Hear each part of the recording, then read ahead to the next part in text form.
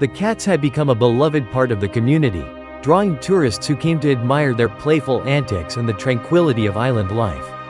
However, a dark shadow had fallen over Umashima in recent years, as the feline population had dwindled from nearly 100 to less than 30. The locals were heartbroken. The cats, once a source of joy, had become victims of a sinister plot. It all began in September 2017 when the first reports of mysterious feline deaths surfaced. The cats were found lifeless, foam at their mouths, and the once lively island felt eerily quiet. Animal rights activists, alarmed by the sudden decline, began an investigation. They discovered that someone had been spreading fish with a strange blue hue across the island. As the investigation unfolded, whispers of a mysterious figure began to circulate among the residents. They spoke of an elderly man who had arrived from Kyushu, claiming he wanted to rid the island of crows that had been stealing fish from the local fishermen. But with each passing day, the number of cats continued to drop, and the islanders grew more suspicious. In October 2019, a breakthrough occurred. A journalist from the Mainichi newspaper, driven by a passion for animal rights, decided to delve deeper into the mystery. Armed with a hidden camera and a determination to uncover the truth, she spent days observing the island. Her patience paid off when she spotted the elderly man, his weathered hands methodically spreading the blue-tinged fish along the shoreline. The journalist's heart raced as she recorded the scene, her mind racing with questions. Could this man be responsible for the deaths of so many innocent cats? As she approached him, she felt a mix of fear and resolve. "Why are you doing this?" she asked, her voice steady despite the tension in the air. The man, startled, turned to her with a look of surprise.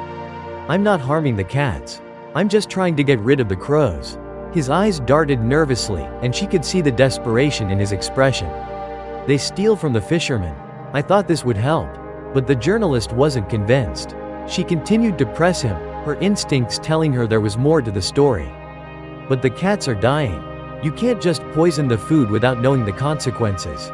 As she recorded their conversation, the man's demeanor shifted. His anger flared, and he shouted, "I didn't mean for this to happen. It's not my fault." The tension escalated, and the journalist felt a chill run down her spine. She knew she was standing on the edge of something much darker than she had anticipated. With the evidence in hand, the journalist rushed to the local police, her heart pounding. The man was apprehended, but the community remained divided. Some believed he was a misguided soul trying to protect the island, while others saw him as a cold-blooded killer. As the investigation unfolded, the truth became a tangled web of intentions and consequences. Days turned into weeks, and the trial began. The courtroom was packed with islanders, animal rights activists, and curious onlookers. The elderly man maintained his innocence, insisting he had no intention of harming the cats. But the evidence was damning. The blue-tinted fish had been laced with a toxic substance, and the forensic reports confirmed that it was responsible for the deaths of the beloved cats. As the prosecution presented their case, the journalist sat in the back, her heart heavy with the weight of the story she had uncovered. She had hoped for justice, not just for the cats but for the community that had suffered so deeply. The atmosphere was tense, and whispers filled the air as the jury deliberated. Finally, the moment of truth arrived. The judge entered the courtroom, and silence fell. "We find the defendant guilty of violating animal welfare laws," he announced, and gasps echoed throughout the room. The man's face fell, a mixture of disbelief and regret washing over him. He had never intended for things to spiral so out of control. As the sentence was read, the journalist felt a bittersweet sense of relief. Justice had been served, but the scars of the tragedy would linger on Umashima. The remaining cats, though safe, would never replace the ones they had lost, and the islanders would forever remember the dark chapter in their history.